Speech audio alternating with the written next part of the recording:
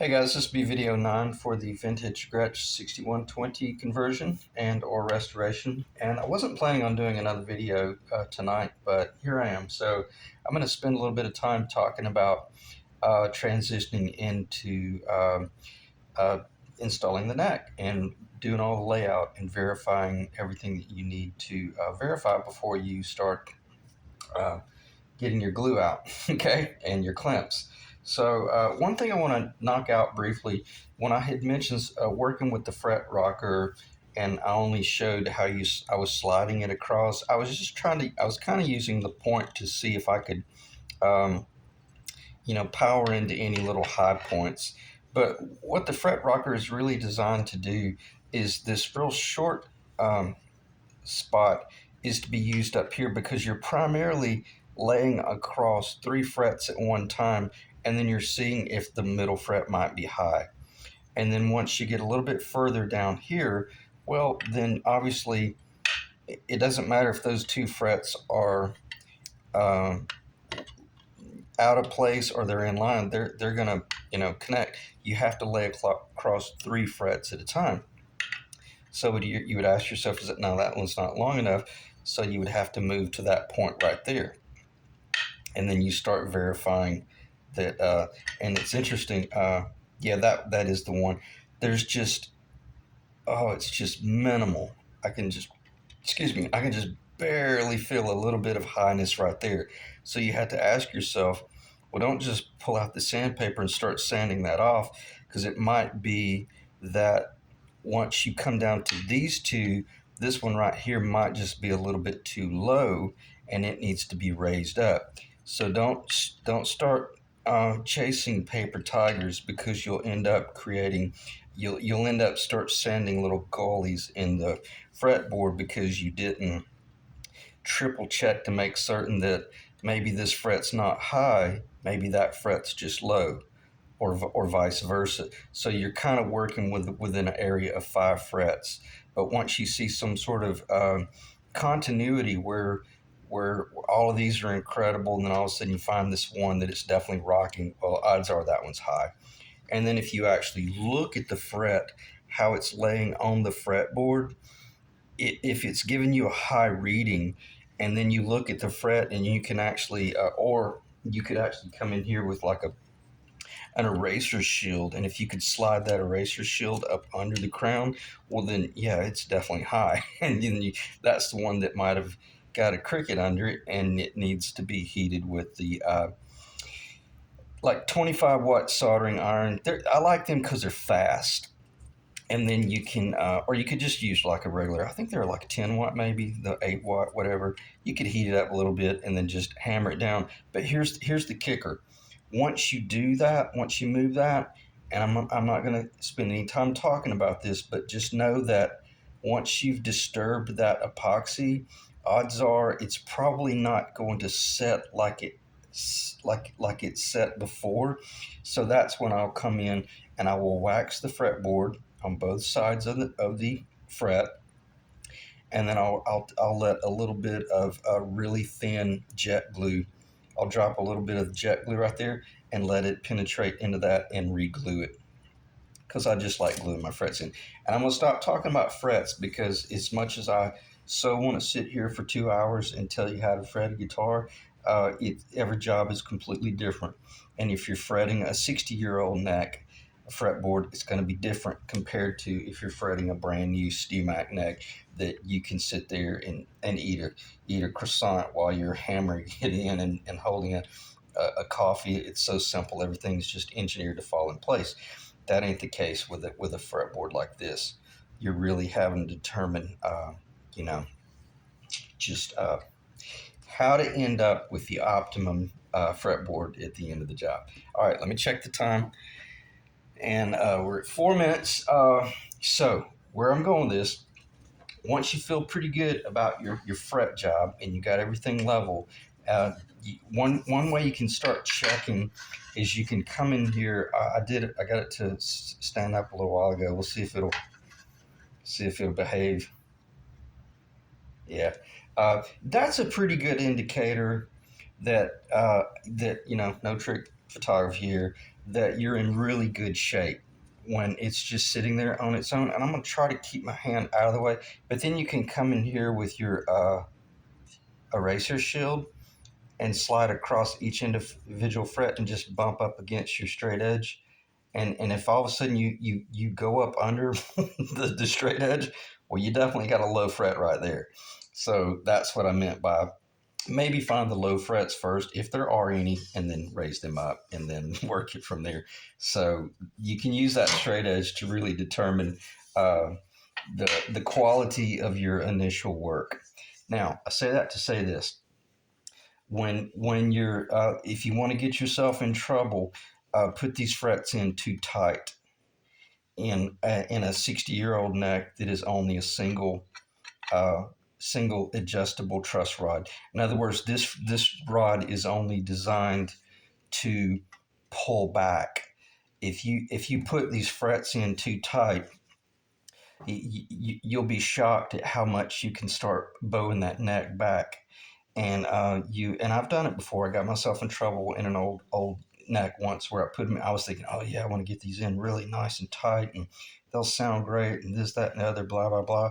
Well, sure enough, I did, and that neck tried to start bowing down a little bit, and I had to run a heavy gauge string on that guitar, and I was never able to do anything other than standard tuning. If I dropped that guitar to like a half step down, well, then it wasn't enough tension on that neck and it ended up buzzing. So I say that to say this: when you're doing your fret work, take your truss rod nut off, and you better do an exceptional job with the neck under no tension. Okay? So I think you should see my reasoning by now. Even anyone who doesn't really understand fretwork or neck building should see what a quality job that is right there. I didn't put the frets in too tight, they're not in too loose, but I would rather put a fret in that's in a slot that's just ever so slightly loose, but it's epoxied in or it's jet glued in, rather than hammer them in really tight and then it be bowing, Okay. Now, if this were a double adjustable truss rod, it would cover a multitude of sins, but we don't want to rely on a double adjustable truss rod to make up for poor neck building.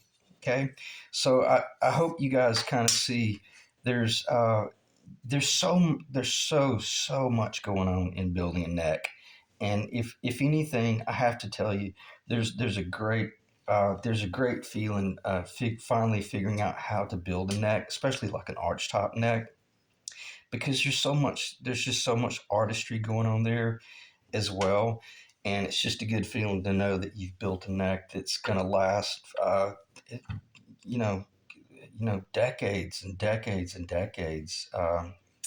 These frets are tall. I always like the idea of starting out with a fairly tall fret, especially if you're a newcomer to doing this type work, because the taller that fret, the more liberty, the more it allows you to sand it off level. Okay, and you might start out with a really tall fret, but you might end up with a medium height fret. Well, that sure is better than starting out with a really, really low fret that you just can't get right. And so, just it's just it's like I said, it's kind of like just what was the word? Mechanical common sense. I'd made a statement in one of the videos. It's just mechanical common sense. So, start out with kind of a tall fret. This is called a medium jumbo, which I think this is a 1.04 width. It's not like a jumbo jumbo like the old. It's not like the real wide frets that Gibson put in the necks in the 60s or so. But nonetheless, it's a medium width fret and super comfortable. It's what I'm putting in all of my guitars now. All right, so let me check the time. And now that we have just spent a lot of time talking about the importance of getting our frets in properly, now that we've got a really nice level surface, it's nice and straight. Now we're able to take this item and put it up on the body and start assessing string path, PATH, because we're working from three different paths. The cool thing about an arch top where the bridge floats, We're not nearly as concerned about the trapezoidal path because we can move this bridge a little bit if we need to, but that's no excuse for putting the neck in crooked. We still want the neck in as straight as we can down the center line, but when push comes to shove, uh, if this guitar, if there's something funky about this body, and it's not perfectly square, if it's not perfectly true, or there's some sort of asymmetrical something going on, which there is with a 6120, and I'm not going to give it away, but it will shock you how asymmetrical this body is. I just want to make certain that I get this neck as close to the center line as possible, but not at the expense of moving this bridge pickup a 16th or an eighth of an inch closer to that F hole, and then you create some sort of visual oddity. Okay, I'm gonna stop talking about hypothetical situations like that, but I have run into them before where the Bigsby actually ends up getting mounted off the body an eighth of an inch in order to line up with the whole thing. Not a guitar that I built, but like something I might have restored. So now that you got your nice straight path across this top, and you're going to be working off the center line, now you can start determining, and I'm just going to exaggerate. I think this guitar, keep in mind, it was a double anniversary that had a tail bridge. It didn't have a Bigsby. So it wasn't as critical, the string path over the bridge from the Bigsby pin over across the bridge. In other words, it was able to run a little bit lower. And I think that's what I ran into because when I put a Bigsby on this setup, this thing was probably running a little bit lower than the traditional big 6120. I may be wrong about that, but I'm just thinking that that might have been what was going on because the whole idea about this guitar, the way that is set up right there, that's too flat. It's just too flat. This is going to have to pitch. I'm going to exaggerate. It's going to have to pitch up more like this. Probably not nearly that much, but if I do have to go that much, I'm going to come in here and I'm going to match the curvature of this top to the bottom of that overhang, and I'm going to be chiseling material out. And that's exactly how I learned from watching Benedetto mount his guitar necks to his bodies because they're big body hand carved arch top jazz guitars. He started fitting the neck and then he put a paper under there and started assessing where the high spots were.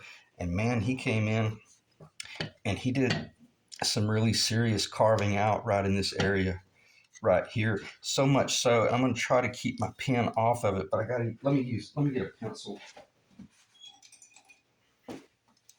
I don't want to put any masking tape on this because that's original nitro lacquer and I don't want to risk damaging it. But there's a possibility I'm going to come in starting at about right there and start taking a little bit of that material off. No more than like a 16th of an inch. That's extreme.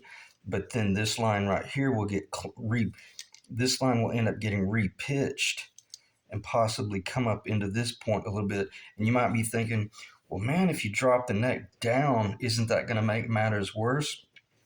It would make it considerably worse if you left that pitch the same. But if you're going to pitch this closer to like a typical big body archtop jazz guitar at roughly 4.5 degrees, then you could lower the neck, and which would allow you to maybe get another 1.5 degrees pitch right here, and then from an exponential consideration, it will really exponentially get higher out here. Even though your point might be lower right here, your pivot point will exponentially raise your bridge height location. Okay, I'm not going to start talking about that anymore because if anything, I'll end up just getting too long-winded. But I just want you to see that there are things you can do to make changes, okay, and for them to work to your advantage. So much so that, and I'll just mark this up a little bit. I'll tell you what. Let me do this. Let me just kind of do it, and you'll see. Well, that wouldn't have been one for the books if that thing had done a dive off the table. When you're at this point right here, I know I got a horrific dovetail that's not fitting very well. Don't I'm not too worried about that right now. So what I'm going to do, I'm going to try to leave the center line of the neck open as much as possible. Let me see if I can just reach back here. Okay, and I'm not worrying too much about the fitment, but see that looks pretty good. It's not too bad. It's got a little bit of a gap down there, uh, but it's enough that it's going to hold the guitar together. Now, let's see if I do this. And I'm not going to do this like I'm not going to get my uh, calipers out and start measuring it, but I'm just going to show you what you would start considering. The whole idea is this, and I'm going to exaggerate. That's basically where my bridge was. I mean, I had that baby just cranked down so low to get my action as low as I could up here where it was proper. It was so low up here that the pitch of the strings across from the nut to the bridge to the Bigsby, that change in pitch was so low it was chiming. It was kind of like harping. Now it wasn't buzzing, but it was right at that threshold. And that was like in the dead of summer and rainy season when the is that right? Yeah, when the top was kind of swelled up a little bit. Right now, it would be deceptive because I might be able to crank this thing up an eighth of an inch because this top is real low right now. Now, the plywood tops are not nearly as sensitive as like a European spruce or Adirondack spruce or a Sitka spruce. In other words, like an actual solid wood.